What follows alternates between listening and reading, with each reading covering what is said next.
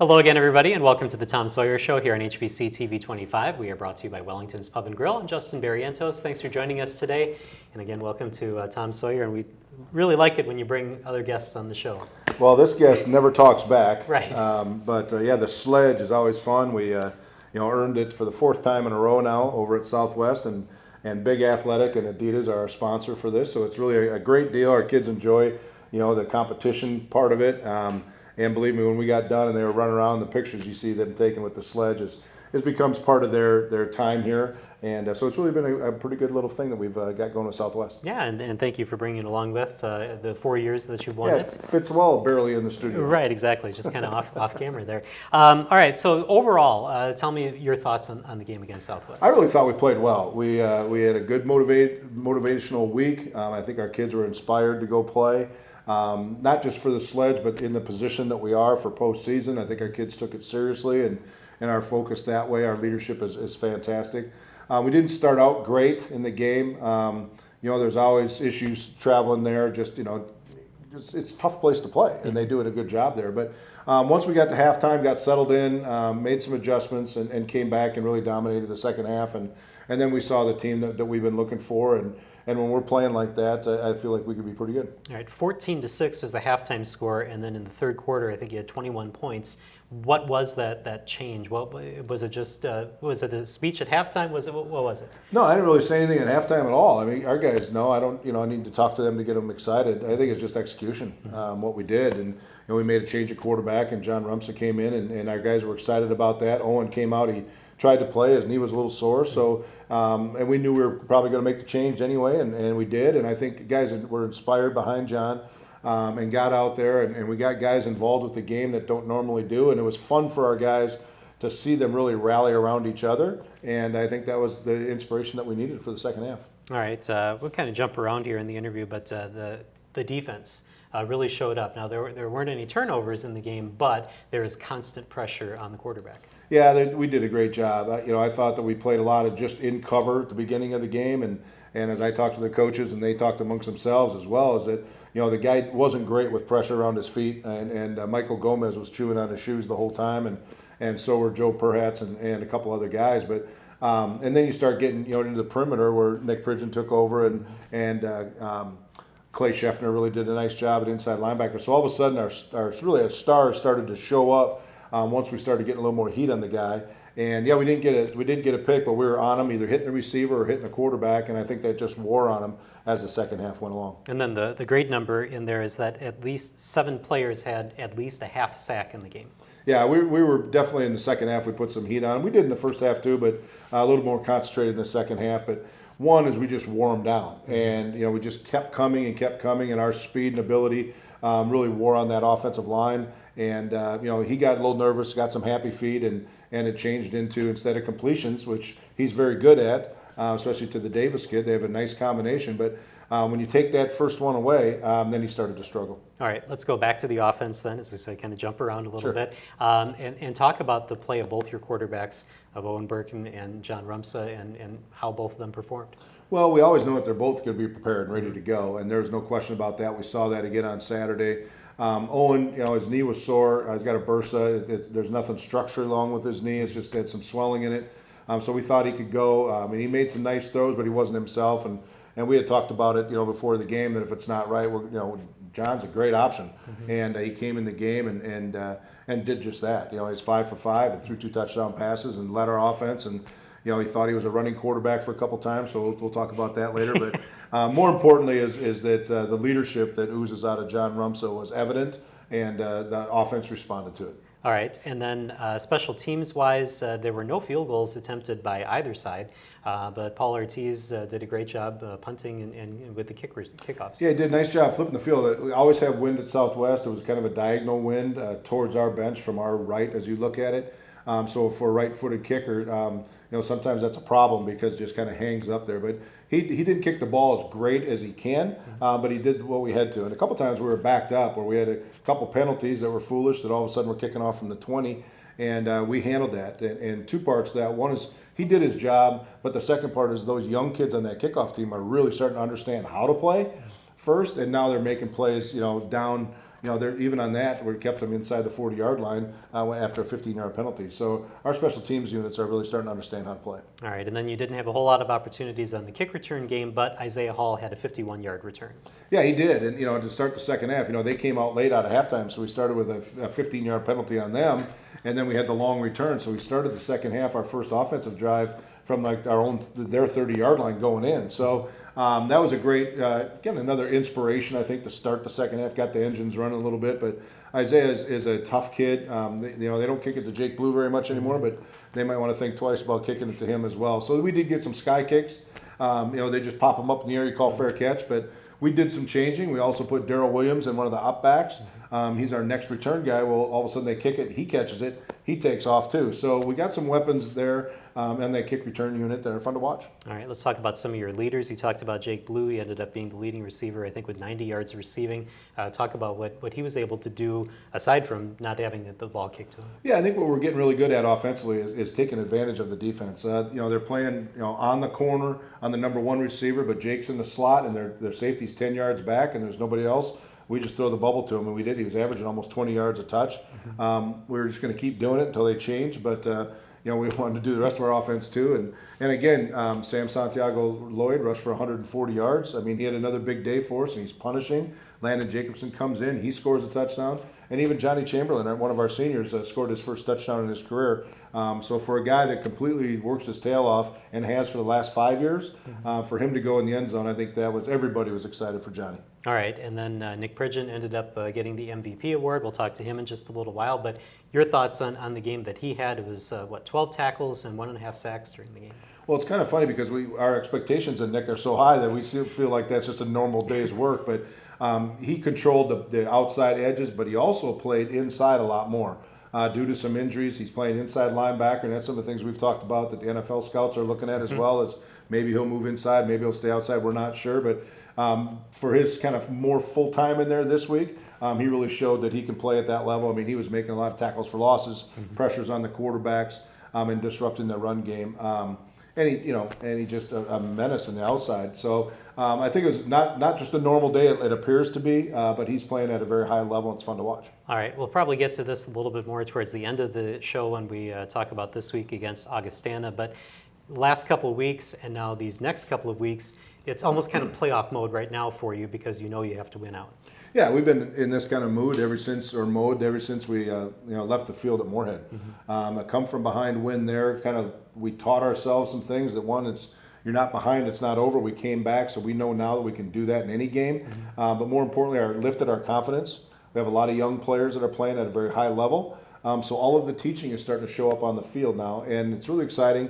And then we got a lot of guys like we got in here today that are fifth and sixth year guys that are our true leaders. And when you get that mix going, you're pretty hard to stop because you know that in any game at any time you can be in it. But yes, it's been a playoff game since we left Moorhead. And then just to kind of wrap up, playing for this. What was it like to see everybody after the game being able to hold this up? Well, I just think it's kind of cool. I mean, it's a overly sized, obnoxious trophy, which is awesome. The thing's 7 feet tall, weighs about 150 pounds, I think. But we always say is we get as many of our labels on here with the games that we've won, and they got one on the back over here. But more importantly, it's just to have something else to play for. I think is cool. I wish we did it with more teams, and maybe we will in the future. But this all started back in 2008 when we brought a sledgehammer to the game, and now we keep the sledgehammer right here in Winona. And as Nick got one, he's got a 5-foot one that he'll bring out on the show later. But it's cool, it's obnoxious, but it's also a conference sponsored rivalry, so we think that's pretty cool. And then where does this end up, and can fans see this, like if they go to the game against Augustana?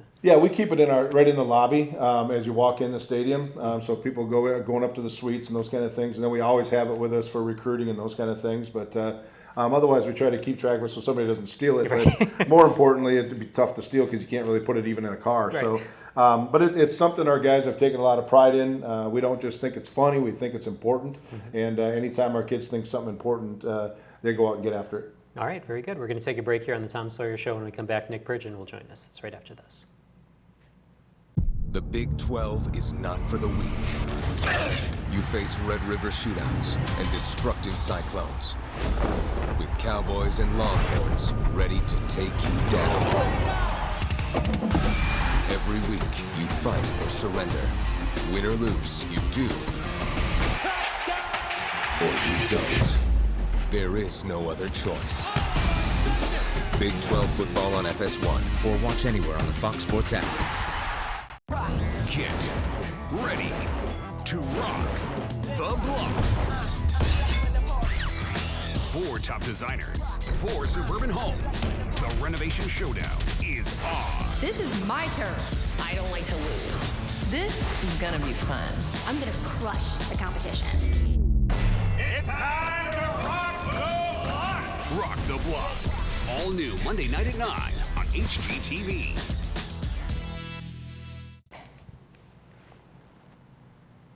And welcome back to the Tom Sawyer Show here on HBC TV 25. We're brought to you by Wellington's Pub and Grill. Nick Pridgeon is here. Thanks for being here today. Thanks for having me. All right, so there it is. There's your MVP trophy from the game against Southwest. Yeah. Your thoughts on winning the MVP this year? A really cool souvenir to have for sure.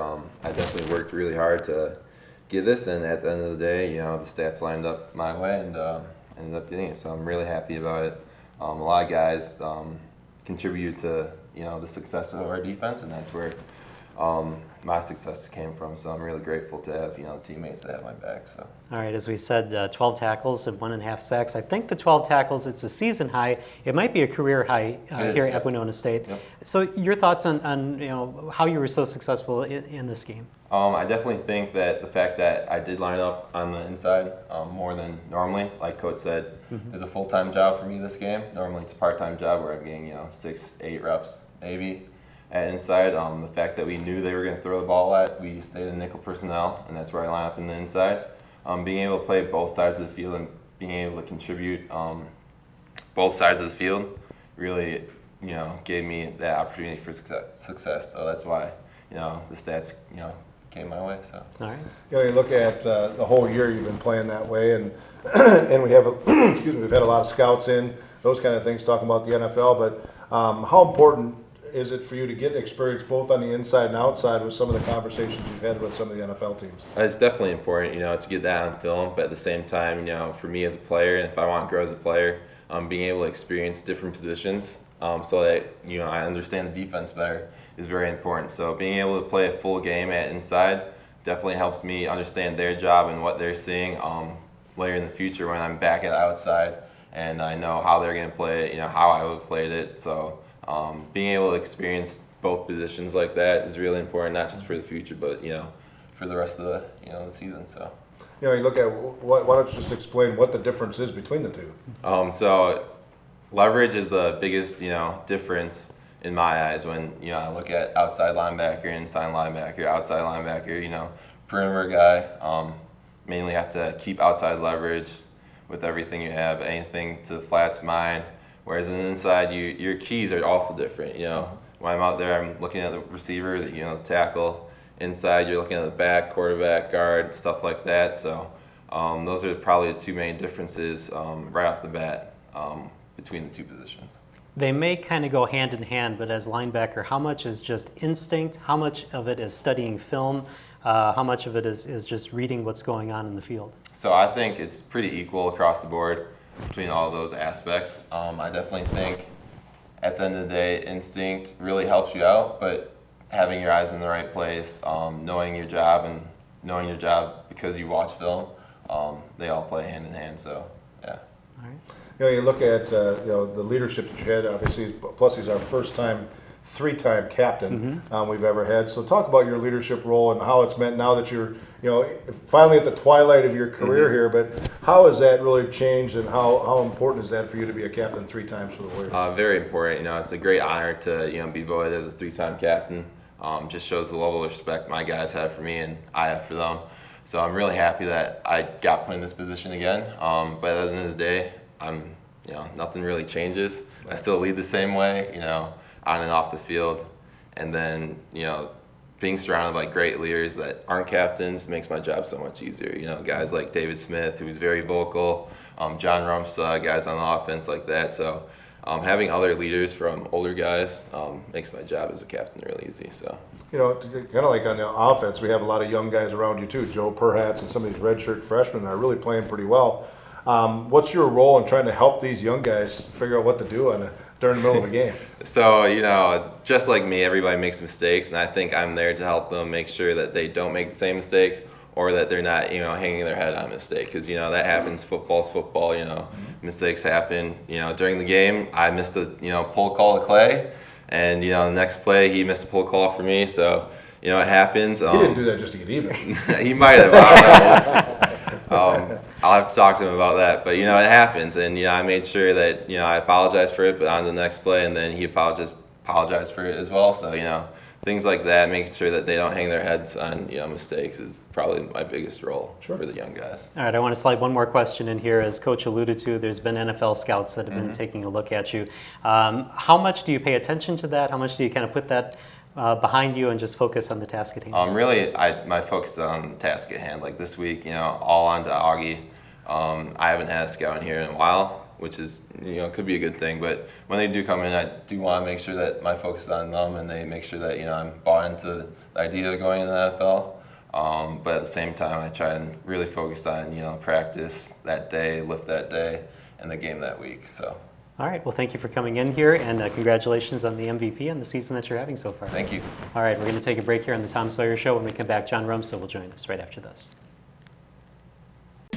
With so many new items on the menu at Wellington's Pub and Grill, you're in for some tough decisions. 6 different salads, homemade soups, huge wraps, juicy steaks, the Wells' own smokehouse ribs, and as always, the best burgers in town. See? We told you it wasn't going to be easy. Log on to wellingtonspubandgrill.com for daily lunch and evening specials. With so many choices for lunch and dinner, you can never come to this well too often. It's countdown to Thanksgiving. You've made it to the ultimate Thanksgiving challenge. The biggest food day of the year. This is Thanksgiving. Ooh, delish. I like it. Is now stuffed with startling twists. Oh, snap! This is too stressful. And tasty turns. Don't be jealous. What happened to Friendsgiving? Bringing Thanksgiving to the cutting edge. It's an 11 out of 10. Absolutely stunning. Did it! Yes! All new Ultimate Thanksgiving Challenge. Sunday night at 9 on Food Network. And welcome back to the Tom Sawyer Show here on HBC TV 25. We're brought to you by Wellington's Pub and Grill. John Rumsey joins us. Thanks for being here today. Absolutely. Thanks for having me. All right, so let's talk about the Southwest game. Came in the second half of the game and 5 of 5, a couple touchdown passes. Tell me about your performance this week. Yeah, it was a lot of fun. Going in, we didn't really know who was going to be playing the whole game, and I got let known an hour before the game, just like I probably thought was going to happen. But anyway, you got to roll with the punches, and Coach told me at the end of the first half that I was going in, and I knew I was prepared all week, and went in and did my thing, and it was a lot of fun. So.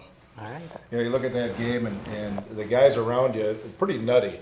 Actually, most of your friends on the team, but how exciting is it for you, not only just out there with your buddies, but performing at a high level? Talk about how exciting it was for you and your family at the game. Yeah, anybody who knows me well knows that I just really want to be on the field with my guys.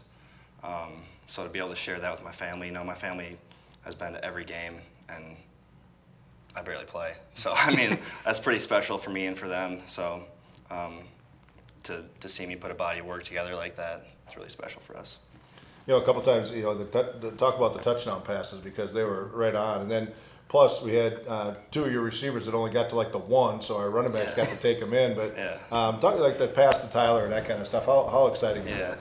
The pass to Tyler actually wasn't a touchdown, but that was one where he got down inside the 5 and gave Johnny Chamberlain an opportunity to get his first touchdown, which is awesome too. But even the one to Jalen, it's exciting.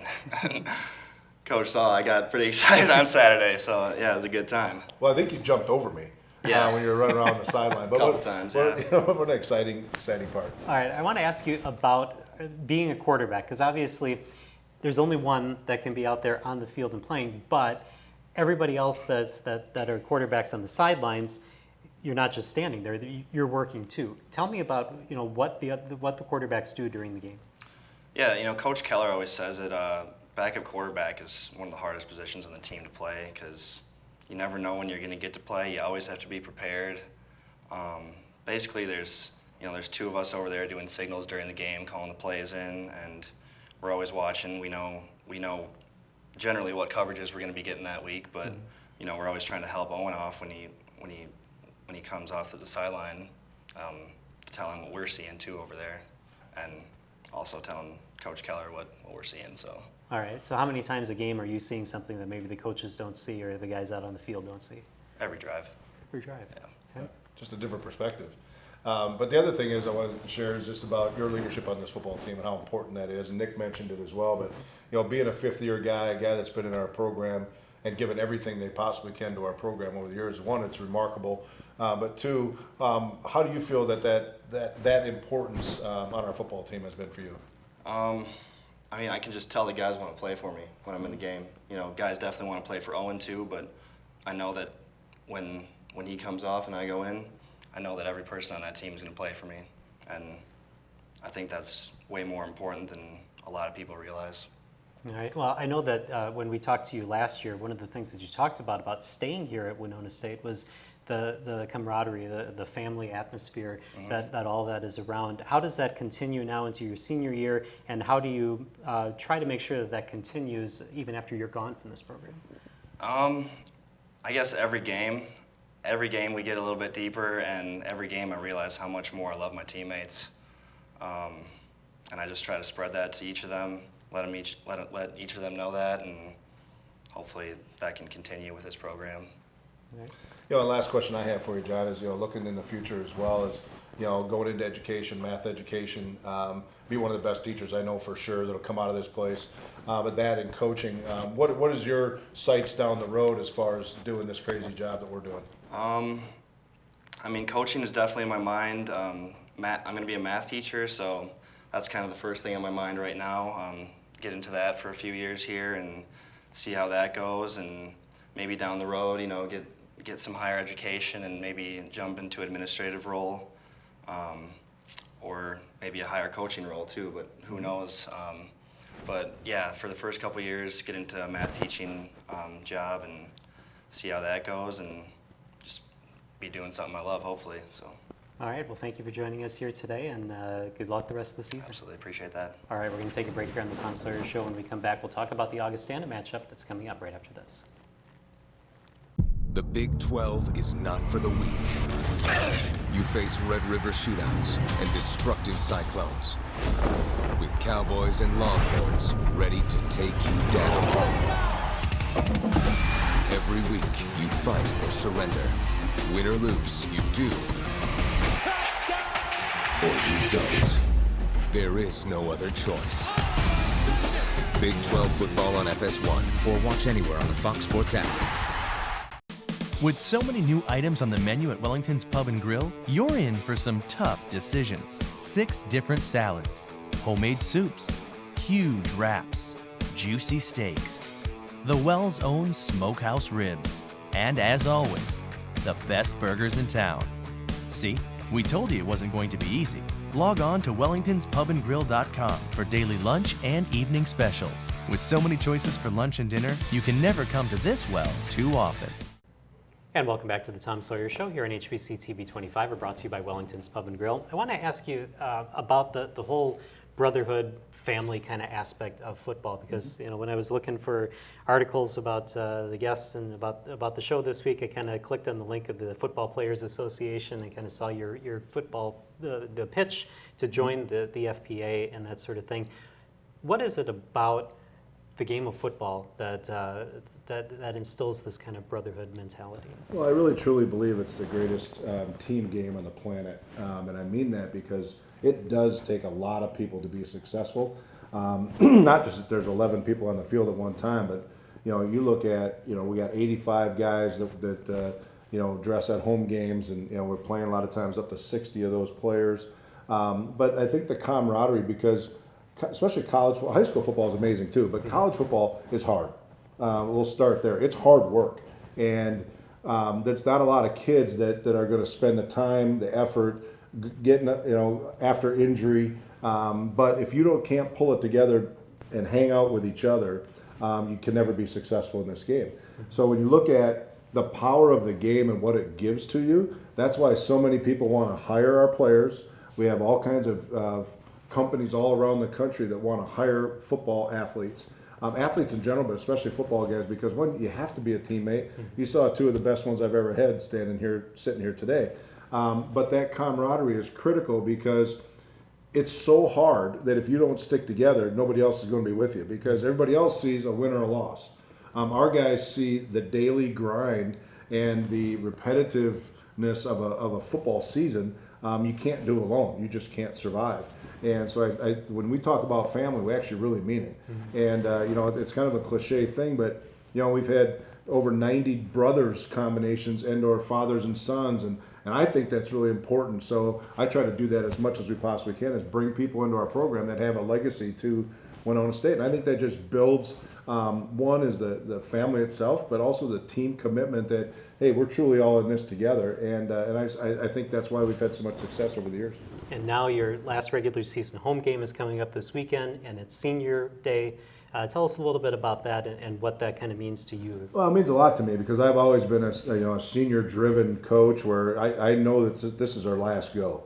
And we have 19 seniors that we're going to recognize on Saturday. Some play a lot, some don't play hardly at all. Some have been here for 5 years or more. Some have been here for just a couple of years or even a year. So it's all over the board, but we have some kids that are absolutely complete teammates, and that's what I care most about. And I do know for a fact that when they get done in our program, they're all ready to go to graduate. So when they're ready to graduate and they move on, that we had a piece of it as a program.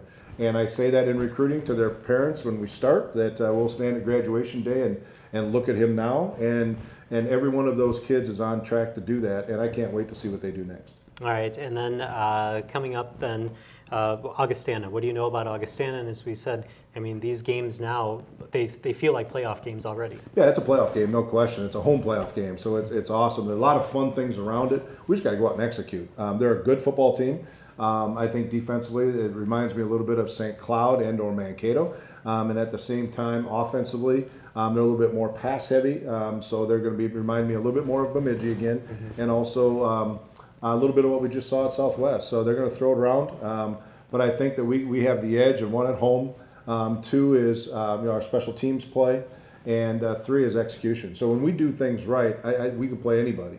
And I think that's got to be the case this week. Take care of the football, score in the red zone, and play fantastic defense for the whole day, and we'll come out on top. All right, final minute here. Your Thursday luncheon, that continues this week? Yeah, we'll continue that throughout as long as we're playing. It's Thursday over at the Riverport Inn at noon. We'll get you back to work by about 11:45 or 10 to 1. But again, just like this, we bring a couple players over, and maybe these two guys will come this week and join us for a great meal and some camaraderie, laugh a little bit, and see some highlights. All right, thank you very much, and good luck against Augustana this week. Thank you. Appreciate All right, thank you for joining us here on the Tom Sawyer Show. We'll see you next week here on HBC TV 25. Get ready to rock the block. 4 top designers, 4 suburban homes. The renovation showdown is on. This is my turn. I don't like to lose. This is gonna be fun. I'm gonna crush the competition. It's time to rock the block. Rock the block. All new Monday night at 9 on HGTV. With so many new items on the menu at Wellington's Pub and Grill, you're in for some tough decisions. 6 different salads, homemade soups, huge wraps, juicy steaks, the Wells' own smokehouse ribs, and as always, the best burgers in town. See, we told you it wasn't going to be easy.